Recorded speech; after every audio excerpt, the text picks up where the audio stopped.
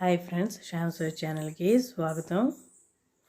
ముందుగా 2 కేజీల టమాటాలు తీసుకుందాము. క్లీన్ చేసుకోవాలి. క్లీన్ చేసుకొని రెడీ చేసుకొని పక్కన పెట్టుకొని చిన్న ముక్కలుగా కట్ చేసుకొని పక్కన పెట్టుకుందాం. ఆ తర్వాత 15 గ్రామ్స్ ఆవాలు, 15 గ్రామ్స్ మెంతులు దోరగా వేయించుకొని మిక్సీ చేసి పౌడర్ పెట్టుకోవాలి. వేయించిన తర్వాత చల్లగా అయిన తర్వాత మిక్సీ చేయాలి. పౌడర్ రెడీ చేసుకొని పక్కన పెట్టుకోండి. ఇప్పుడు స్టవ్ ఆన్ చేసి స్టవ్ పైన ఒక ప్యాన్ పెట్టుకొని దీంట్లో మినిమం ఒక 100 గ్రాముల కన్నా ఎక్కువ ఆయిల్ వేసుకోండి. వేసుకున్నాక ఆయిల్ వేడెక్కాలి. వేడెక్కిన తర్వాత ఒక 100 గ్రామ్స్ వెల్లుల్లి రెబ్బలు వేసుకోవాలి. దానిపైన పొట్టు తీసిన వెల్లుల్లి రెబ్బలు వేసుకోవాలి. తర్వాత 2 స్పూన్స్ ఆవాలు కూడా సేమ్ టైం వేసుకొని వేపాలి. బాగా వేపాలి. గోల్డ్ కలర్ వచ్చేంత వరకు వేపుకోవాలి.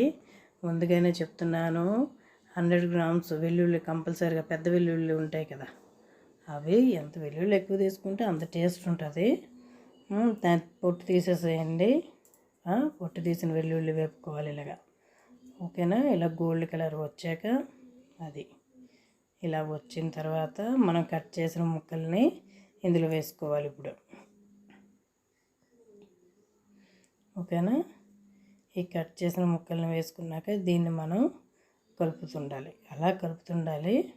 హైలో పెట్టుకోవాలి స్టవ్ మాత్రం.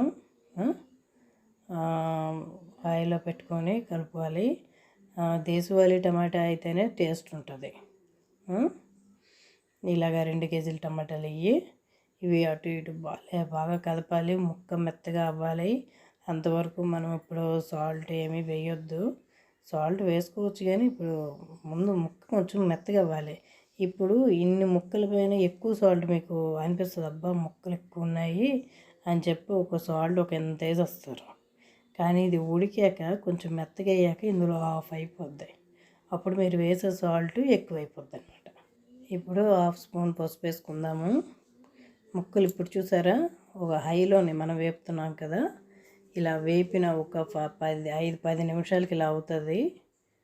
ఇలా అయ్యేటప్పుడు ఇలాంటప్పుడు మనం సాల్ట్ ఏమైనా వేసుకోవాలి కానీ ముందు వేయకూడదు. ఇప్పుడు చూసారా, వేసే ముక్కలు ఎన్ని ముక్కలు వేయాయి, అందులో సగం అయ్యింది ఇప్పుడు ఇది. ఇప్పుడు మనం సాల్ట్ ఏవైనా వేసుకోవాలన్నమాట. ఇంకా బాగా చూసారా, ఇంకా వేపే కొలిది సగం అయిపోయింది. ఇలాగా అలా కదుపుతూ ఉండాలి. కిందన అడుగంటకూడదు. ఆయిల్ చూసారా పైకి తేలుతుంది. అది అలా రావాలి. ఆయిల్ పైకి తేలాలి, కిందన అడుగంటకూడదు. ఓపిక మీద కలపాలండి. మీరు బాగా మారుతుందంటే కొంచెం ఫ్లేమ్ తగ్గించుకోండి. Medium flame. గబగబా అవ్వాలంటే హై ఫ్లేమ్లో పెట్టుకోవచ్చు.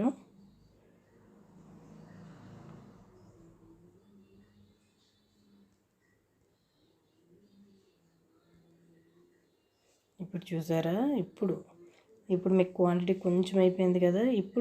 ఇప్పుడు వేసుకుందాం అన్నీ. నిమ్మప్పు అండి, సిట్రిక్ యాసిడ్ 2 స్పూన్స్ వేసుకుంటున్నాను. ఓకే, ఇది షుగర్ లాగే ఉంటుంది. బయట ఏ షాప్లో అయినా ఉంటుంది, సిట్రిక్ యాసిడ్ అంటే ఇస్తారు.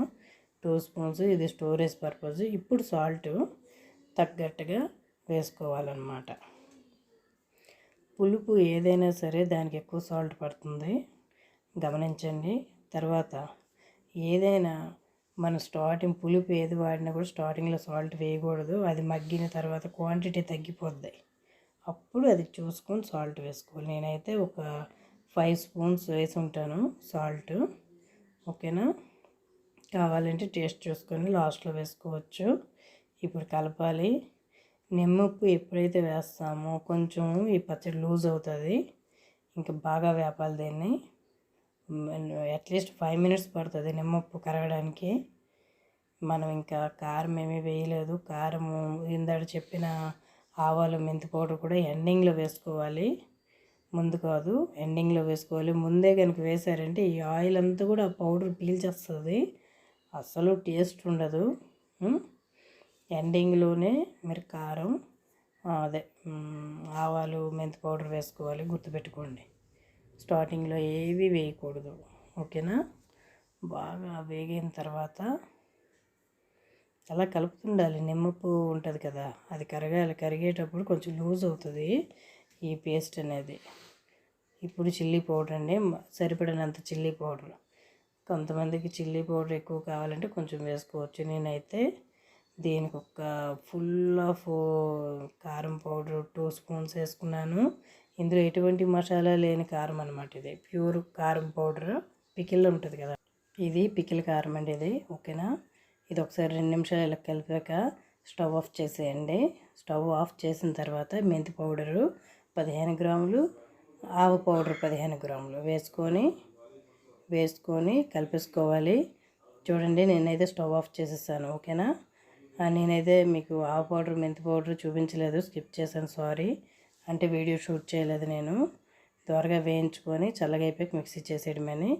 మీది పికిల్ అయితే రెడీ అయిపోయిందండి. ఇంతే, ఇది 1 ఇయర్ అయినా కూడా అలా స్టోరేజ్ ఉంటుంది, చాలా బాగుంటుంది. మీకు ఈ వీడియో నచ్చినట్లయితే లైక్ చేయండి, సబ్స్క్రైబ్ చేయండి.